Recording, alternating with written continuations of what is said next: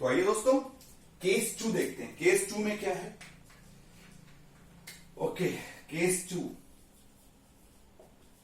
2 वापस वैसे ही लेके चलेंगे। एक एन बस सिस्टम है। कैसा है? एक एन बस सिस्टम है। अब इसके अंदर इस एन बस सिस्टम में क्या हो रहा है कि फर्स्ट बस स्लैक बस है। कैसा है? फर्स्ट बस कैसी है? स्लैक बस। मगर अदर बसेस कैसी हैं? या तो पीवी है या तो पीक्यू है।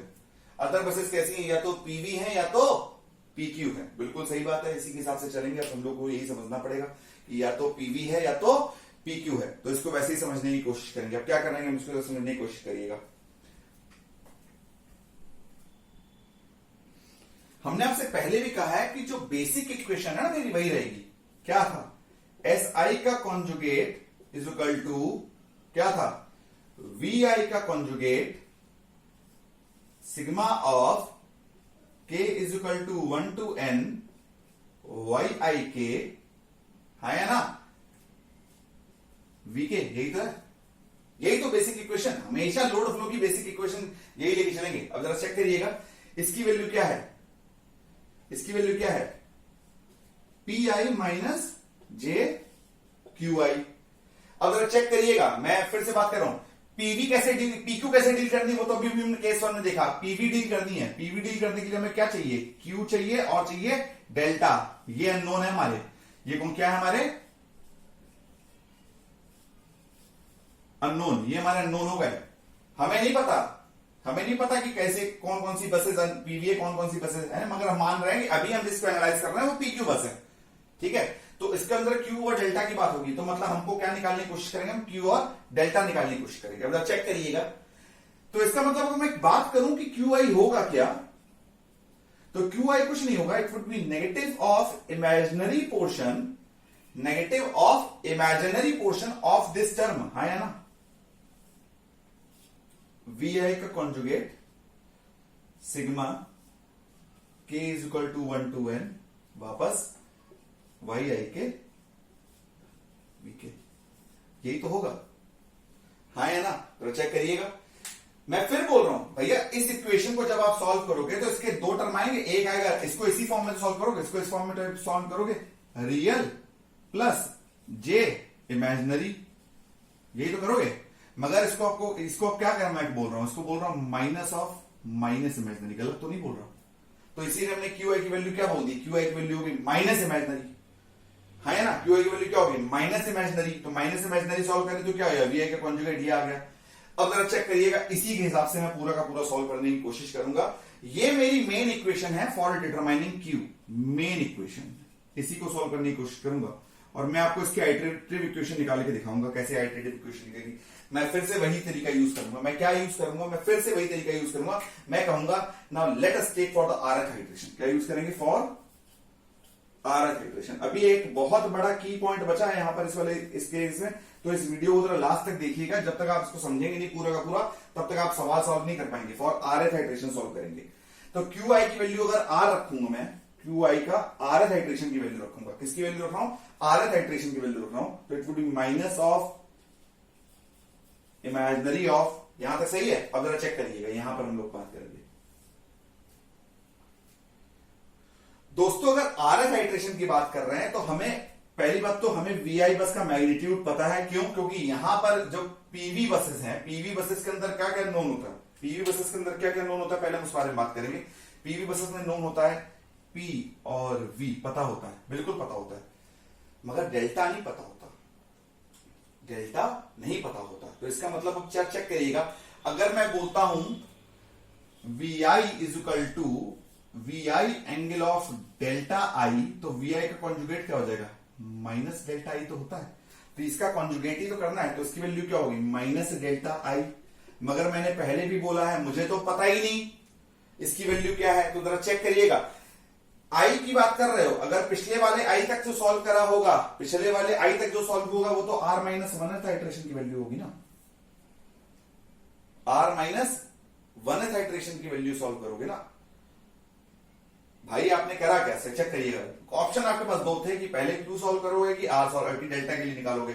मैंने आपसे कहा पहले क्यू सॉल्व करते हैं, मतलब पहले आप क्यू आई निकालोगे, फिर डेल्टा आई निकालोगे, फिर क्यू वन, फिर डेल्टा वन, फिर क्यू टू, फिर डेल्टा टू, फिर क्यू थ्री, फिर डेल्टा थ्री। तो मतलब मैं कह रहा हूं आपने क्यू आई निकाला तो इसकी पिछली वैल्यू तो पता है ना आपको डेल्टा की,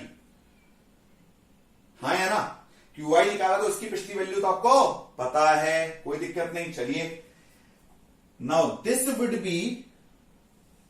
would be entirely in product, किसमें, किसके साथ, this would be entirely in product with this quantity, yes और नो। मैंने आपसे फिर वही बात कही, क्या बोला मैंने आपसे, क्या बोला, चेक करिएगा। अब समझने वाली बात है, यहां पर दोबारा समझिएगा तो हम लोग शायद कोशिश कर पाए। कि मैंने कहा था कि अगर n बस सिस्टम है तो बसें कितनी चली, बसें चली 1 से लेकर n तक। बसेस कितनी हैं, 1 से लेकर n तक, इतनी बसेस हैं। तो मैंने क्या करा, मैंने 3 एलिमेंट लिख रहा हूं, पीछे जरा समझिएगा, i-1, i और i+1। क्या मैंने, पहली बात ये बताइए, क्या मैंने यहां पे i को अलग करा है, नहीं ना, मैंने i को अलग नहीं किया। मैंने बस कुछ नहीं बोला, मैंने कहा फर्स्ट बस स्लैक बस है, बाकी बसेस पीवी और पीक्यू है। मैं कह रहा हूं मान ले सारी पीक्यू है, अगर पीवी है तो उसके हिसाब से वी की इक्वेशन हम निकाल चुके हैं, तो हम पी की सारी पीवी है, तो हम मान के चल रहे अननोन क्या हो गए, क्यू और डेल्टा, और नोन मेरे क्या है, नोन क्या है मेरे, नोन है मेरा पी और वी, ये नोन है, बस इसके ऊपर काम करने वाले हैं बस हम, अगर इसके ऊपर बात करें। तो मैंने वापस क्या बोला, मैंने एसआई के कॉन्जुगेट फंडामेंटल इक्वेशन और लोड फ्लो से निकाला, उससे कहा रियल प्लस जे इमेजिनरी है, मैंने कहा रियल ऑफ माइनस इमेजिनरी आया, तो क्यू आई की वैल्यू क्या हो गई, माइनस इमेजिनरी इस कंपोनेंट का आया। अब मैंने क्या बोला, अगर मैं आरएफ हाइड्रेशन की वैल्यू लिख रहा हूं तो मैं पहले क्यू सॉल्व कर रहा हूं, फिर क्या सॉल्व कर रहा हूं, डेल्टा। यही करना है आपको भी, मैं पहले आप क्यू सॉल्व करिएगा, फिर क्या सॉल्व करिएगा, डेल्टा। तो इससे वैल्यू क्या आ जाएगी, क्यू आई का RF is equal to minus imaginary V I. क्यों, मैग्नीट्यूड तो पता है ना, हाँ है ना, मैग्नीट्यूड तो पता है, इसलिए टेंशन नहीं है। V I delta I -1। अच्छा, अब यहां वाले केस में थोड़ा समझने की कोशिश करिएगा, यहां पर बिल्कुल एक अलग सा हिसाब किताब आएगा। यहां पर क्या चल रहा है दोस्तों, यहां पर चेक करिएगा, मैं इसमें 2 लिमिट लिखूंगा, आराम से लिखना वाली बात। तो k की वैल्यू अगर मैं लिखूं 1 से लेकर i-1 तक लिखूंगा, k की वैल्यू कहां से कहां तक, 1 से लेकर i-1 तक का, तो इसका तो सारा कैलकुलेशन हो चुका है ना, इसका तो सारा कैलकुलेशन हो चुका है। तो इसकी वैल्यू मैं लिख सकता हूं, इसकी वैल्यू वाई आई के तो कांस्टेंट है, वाई आई के कैसा है, कांस्टेंट, क्योंकि वाई बस हमको पता है, वाई बस अननोन नहीं है, वाई बस जब पता लग गई है फिर कोई टेंशन नहीं। और वीके कौन सा हाइड्रेशन चलेगा, आरएथ हाइड्रेशन। क्यों आरएथ हाइड्रेशन चला, जरा समझिएगा। अगर मैं i-1 तक की बात कर रहा हूं, किसकी बात कर रहा हूं, i-1 तक की बात कर रहा हूं, इसका मतलब सीधी सीधी बात है कि मेरे पास इसकी सारी डाटा आ चुका है। किसका, i-1 बस तक का सारा डेटा आ चुका है,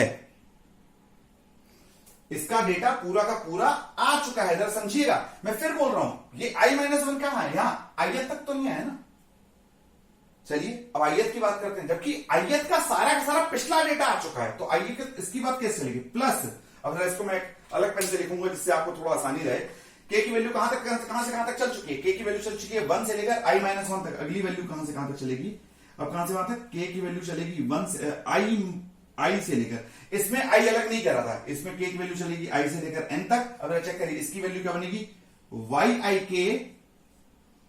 vk r-1, yik vk r-1। ये पूरा का पूरा अगर आप समझ गए तो आप समझ लीजिए आपको गॉस सीडल क्लियर हो गया।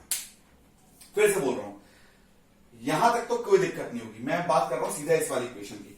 इस इक्वेशन को मैं एक बार साफ साफ दोबारा लिखने की कोशिश करता हूं।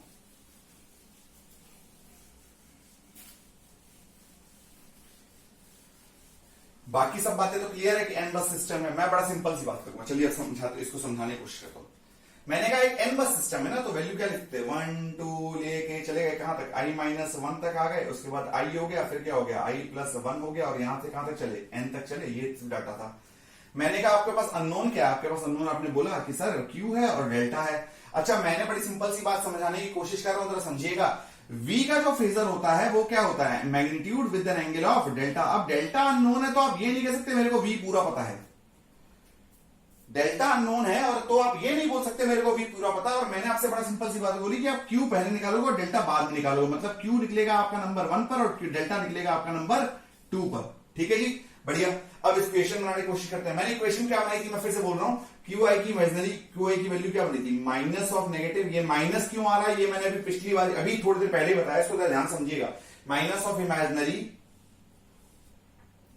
वी आई का कॉन्जुगेट सिग्मा, कहां से कहां तक, 1 से लेकर n तक पूरी रेंज, सही बात है ना, 1 से लेकर n तक पूरी रेंज वाई आई के, ये तो नोन है क्योंकि अपने को पूरी की पूरी बस एडमिटेंस मैट्रिक्स पता है, ये वैल्यू आ गई। चलिए अब यहां पर मैं इक्वेशन लिख रहा हूं for I R F hydration, जरा चेक करिएगा, Q I for R F hydration, जरा यहां से समझने की कोशिश करिएगा, आसान है, उतना कंफ्यूजिंग है बस थोड़ा सा, तो थोड़ा सा दिमाग लगाइएगा बस। ठीक है जी, वी आई, क्या हमें आई का पूरा वोल्टेज प्रोफाइल पता है, पूरा वोल्टेज प्रोफाइल मतलब मैग्नीट्यूड भी पता होना चाहिए और एंगल भी पता होना चाहिए। तो आप कहोगे नहीं सर क्यों नहीं पता, क्योंकि डेल्टा आई तो निकालेंगे ना, पहले क्यू आई निकालेंगे उसके बाद डेल्टा आई निकलेगा ना, है ना। तो आपको इस वाले केस में क्या पता है, आपको मैग्नीट्यूड पता है। अच्छा वी आई का क्या चल रहा है, तो इसको आप लिख सकते हो माइनस डेल्टा आई। अच्छा कौन सा हाइड्रेशन हो चुका है, जरा चेक करिएगा, मैं हाइड्रेशन को थोड़ा अलग कलर से लिखूंगा जिससे कि चीजें क्लियर होती चली जाए। आर एफ हाइड्रेशन सॉल्व कर रहे हो, कौन सा हाइड्रेशन सॉल्व कर रहे हो, आर एफ, तो आई डेल्टा के साथ कौन सा हाइड्रेशन चलेगा, आर माइनस 1। क्यों, क्योंकि हमने पहले कहा है कि गॉस सीडल बोलता है कि पुरानी जो वैल्यू अपडेट हो चुकी है उसको डालो उसमें, तो हमने डाला आर माइनस 1 सॉल्व कर चुके होंगे। Now this would be in product with the, इसके साथ होगा ना, बिल्कुल सही। अब जरा चेक करिए, आई का आप क्यू निकाल रहे हो, तो आई का डेल्टा भी तो निकाल चुका होगा, आई का आप क्यू निकाल रहे हो तो आई माइनस 1 तक का तो सब कुछ सॉल्व हो चुका होगा, आई माइनस 1 का तो सब कुछ तो सॉल्व हो चुका होगा, तो मतलब आपको इसका ये भी पता होगा और डेल्टा भी पता होगा, आई माइनस 1 तक तो पूरा सॉल्व कर चुके होंगे। अब जरा चेक करिएगा, इसकी वैल्यू मतलब मैं रख रहा हूं पूरी की पूरी, k is equal to 1 to n Y I K V के। अगर चेक करिएगा 1 to n नहीं करूंगा, मैं कहां से कहां तक करूंगा, आई माइनस 1 तक का। क्यों आई माइनस 1 तक का लिया, क्योंकि आई माइनस 1 तक का तो दोनों चीजें पता है, तो डेल्टा तो पता है ना, तो इसकी वैल्यू क्या लिखोगे, आर एफ हाइड्रेशन। क्यों, क्योंकि वैल्यू क्लियर है इसकी। ठीक है जी, plus k is equal to 1 to n, सही है। फिर से बोल रहा हूं, कहां से कहां तक चलेगा, i to n। क्यों, यहां तो यहां तक का तो आर इटरेशन कर चुके हो ना, अब बचा क्या है, ये वाला बचा i to n, ले लो। इसकी वैल्यू क्या बनेगी, वाई आई के वी के आर माइनस 1। ठीक है जी, ये बन गया आपकी क्यू की इक्वेशन। अच्छा पीक्यू के साथ ना एक छोटी सी लिमिटेशन आती है, पीक्यू बस के साथ एक लिमिटेशन आती है, सिर्फ ये नहीं दिया जाता, पीक्यू बस के साथ ये लिमिटेशन आती है, सिर्फ ये नहीं दिया जाता, दिया जाता है आपको थोड़ा सा और डाटा जिसको आप बोलते हो क्यू मिन और क्यू मैक्स, आपको ये भी दिया जाता है क्यू मिन और क्यू मैक्स। अब जरा समझिएगा, ये आपको पीवी बस के साथ दिया जाएगा, पीवी बस के साथ गिवन होगा, पीवी बस के साथ गिवन होगा ये। अगर आपका ये क्यू आई, अगर तो आपका क्यू आई पूरी सॉल्व करेंगे इक्वेशन को, वही अपना टॉलरेंस वाला निकाला, अगर तो आपका ये क्यू आई इस, अगर तो आपका ये क्यू आई जो आप सॉल्व कर रहे हो वो इस रेंज में आ गया, वो इस रेंज में आ गया, तब तो आप मानोगे कि अपनी ये पीवी बस है, तब तो ये अपनी क्या बन जाएगी, पीवी बस।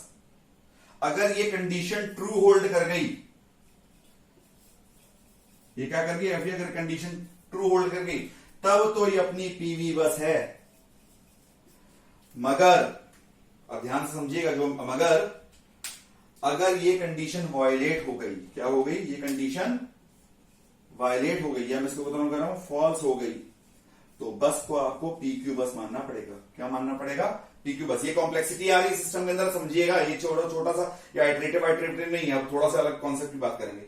क्या मैंने बोला कि अगर तो ये आपका हो गया तो ये सिस्टम को क्या बोलोगे आप, पीवी बस है, मगर अगर ये आपकी रेंज फॉल्स हो गई तो आप बोलोगे ये पीक्यू बस है। अब दोबारा समझिएगा, अगर तो क्यूआई की वैल्यू क्यूमिन से कम हो गई, अगर तो क्यूआई की वैल्यू क्यूमिन से कम हो गई, तब आप क्या करोगे, क्यूआई को क्यूमिन के बराबर मानकर QI को, मैं फिर से बोल रहा हूं इस चीज को समझिएगा जरा ध्यान से, कि अगर QI की वैल्यू Qmin और Qmax के बीच में फॉल करके तब तो PV बस की तरह सॉल्व करोगे, मगर अगर QI, एक मिनट इसको थोड़ा सही करता हूं, थोड़ा आसान लगेगा आपके लिए, ठीक है।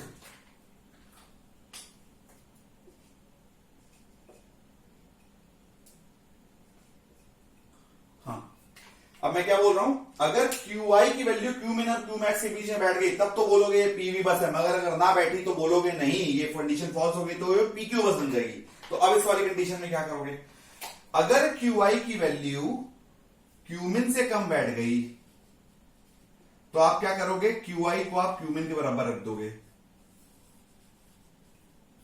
QI को आप Qmin की तरह बराबर कर दोगे और इस पर PQ बस वाला ऑपरेशन जो होता है वो करने लग जाओगे। क्या करोगे, PQ बस मान लोगे, मिल गया तो आप मान लोगे Q की वैल्यू Qmin, तो आप क्या निकालोगे, VI निकालोगे, दोबारा सब कुछ काम करना पड़ेगा। अच्छी बात यह रहेगी कि इसके कोरस्पॉन्डिंग आप डेल्टा की वैल्यू निकाल चुके होगे, तो आप V और डेल्टा PQ बस मान लो। इसी तरह अगर QI की वैल्यू Qmax के बराबर मिल गई, जैसे ज्यादा मिल गई, तो आप क्या करोगे, QI की वैल्यू क्या मान लोगे, Qmax के बराबर, और वापस इसको किसकी तरह ट्रीट करोगे, PQ बस की तरह। वापस इसको कैसे ट्रीट करोगे, PQ बस की तरह। तो दोस्तों बड़ी इंपॉर्टेंट इक्वेशन है, this is iterative equation for Q by GS method. GS का मतलब क्या था, गॉस सीडल। आई होप कि ये लेक्चर आपको समझ में आया होगा।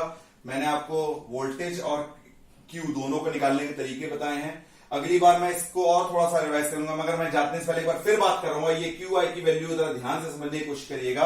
क्यों ध्यान से समझने की कोशिश करिएगा, क्योंकि आपको पता होना चाहिए कि मैंने क्यों कब R लेना और कब R-1 लेना है, वरना सवाल सॉल्व नहीं होगा दोस्तों। कब R लेना, कब R-1 सॉल्व लेना, ये लिमिट्स जो लगा रखी है ना मैंने सिग्मा पर, दोनों वाले केसेस में याद रखिएगा। QI वाले में K=I वाला केस कंसीडर करेंगे, मगर V वाले में K=I वाला कंसीडर केस नहीं करेंगे। तो इसीलिए दोस्तों इसको बहुत ध्यान से देखिएगा, कैसे करना है, क्यों करना है, बहुत इत्मीनान से समझिएगा। अगली चीज ये लिमिट में जरूर याद रखिएगा, क्योंकि कई बार सवाल करते करते हम ये चीज भूल जाते हैं कि Qmin और Qmax की लिमिट भी तो दी जाती है। जब Qmin और Qmax की लिमिट दी जाती है और वो ट्रू बैठती है, तब तो आपका सारा ऑपरेशन सही है, आप PV बस की तरह ऑपरेट करते चले जा रहे हो, Q और डेटा निकाल ले जाओगे। मगर अगर ये फॉल्स हो गया दोस्तों, तब आप कुछ नहीं कर सकते, तब आपको उसको PQ बस की तरह ट्रीट करना पड़ेगा। तब मैंने आपको बताया अगर QI की वैल्यू Qmin से लेस आती है तो QI=Qmin चला जाएगा, और QI की वैल्यू Qmax से ग्रेटर आती है तो QI=Qmax आ जाएगा। तो उस वाले केस में आपको अलग तरीके से सॉल्व करना पड़ेगा। कैसे सॉल्व करना पड़ेगा, पूरी एल्गो एक बार दोबारा रिवाइज करेंगे अगले टर्न पर। Thank you, stay at home, stay safe, see you, bye bye.